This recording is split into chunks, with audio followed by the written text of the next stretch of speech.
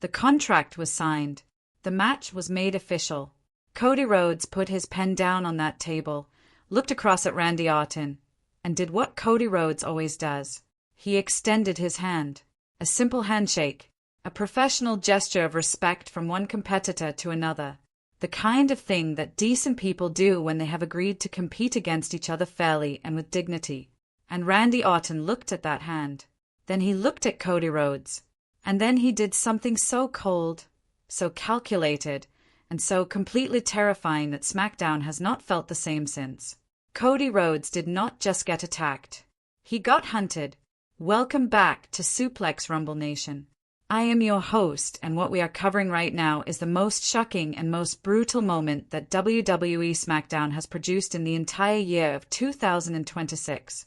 Stay until the very last word of this video because the final thing I am going to tell you reveals exactly what Randy Orton is planning next and why Cody Rhodes should be more worried than he has ever been in his entire professional wrestling career. Do not go anywhere. Every single word of this matters.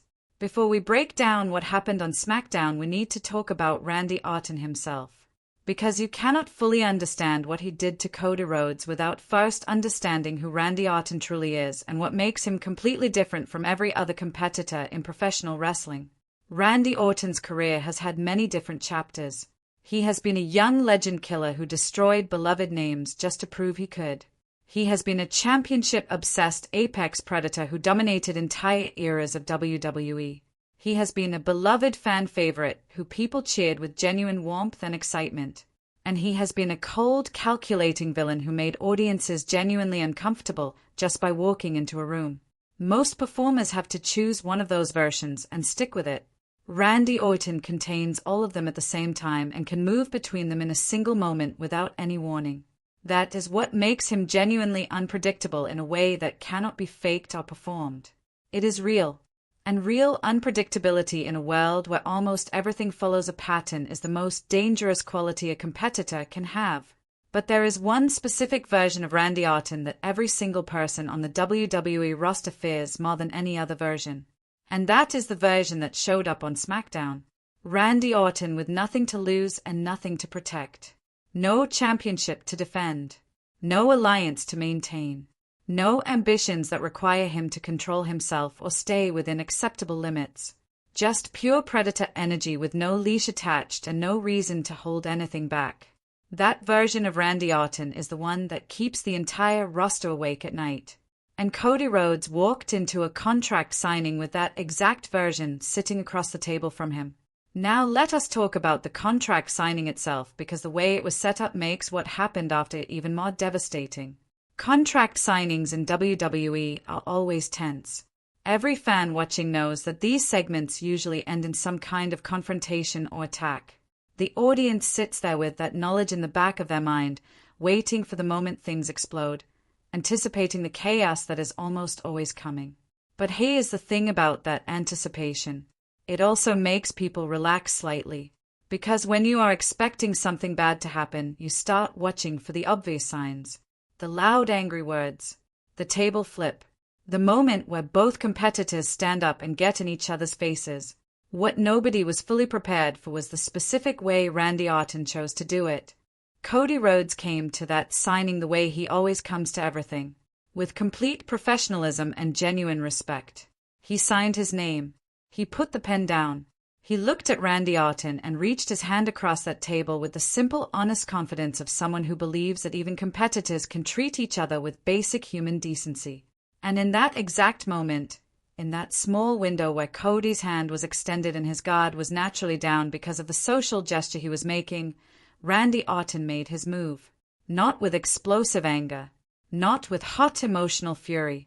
With cold, completely controlled, deliberately chosen precision. The Viper did not react. He executed. There is an enormous difference between those two things, and that difference is exactly what makes Randy Orton more dangerous than anyone else in that building. The attack that followed was unlike any standard post-contract signing chaos the WWE fans have seen before. Most attacks in WWE look reactive. They look like one person finally snapping under pressure and unleashing everything at once in a fast, overwhelming burst of energy. That is what audiences expect. That is what feels natural in those heated emotional situations. Randy Orton's attack on Cody Rhodes looked nothing like that. It was patient, measured, methodical.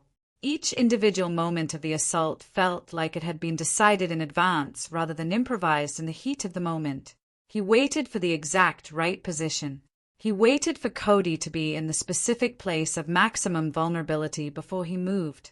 And when he moved with the complete calm of someone who has done this exact thing so many times across so many years that it requires no emotional fuel at all.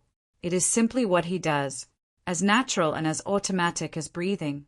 The difference between being attacked by most wrestlers and being attacked by Randy Orton is the difference between being caught in a storm and being hunted by something that planned every step before you even knew it was watching you. Cody Rhodes found out the hard way which one of those experiences he was having on SmackDown. Now let us talk about what this means for the WrestleMania landscape, because Randy Orton attacking Cody Rhodes after that contract signing is not just a shocking moment. It is a statement, a clear, deliberate, impossible to misread statement about exactly where Randy Orton's head is and exactly what he intends to do. Cody Rhodes is the centerpiece of SmackDown right now. The American Nightmare. The man who finished his story. The champion whose journey connected with fans on a level that very few professional wrestling stories ever reach. He represents everything that has been built carefully and lovingly over the past several years of WWE storytelling. Randy Orton just put a target on all of that. Not because of personal hatred, not because of wounded pride or competitive jealousy, but because Cody Rhodes is the biggest thing on SmackDown and Randy Orton in pure predator mode is drawn to the biggest target available the same way a storm is drawn to the tallest point in an open field.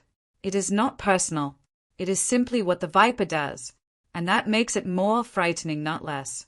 Because when someone attacks you out of personal emotion, you can understand it, you can predict it, you can prepare for it. But when the most dangerous predator in professional wrestling history locks onto you simply because you are the most significant target available, there is no conversation to have, no misunderstanding to clear up, no negotiation possible. There is only what comes next. Drop your reaction in the comments right now. Did Randy Orton attacking Cody Rhodes after that contract signing shock you? Were you expecting it, or did the specific way it happened catch you completely off guard? And what do you think Cody Rhodes does next against the most dangerous version of the Viper that professional wrestling has seen in years? Subscribe and hit that notification bell immediately, because this story between Randy Orton and Cody Rhodes is moving fast, and every single development on the road to WrestleMania is going to matter more than the last.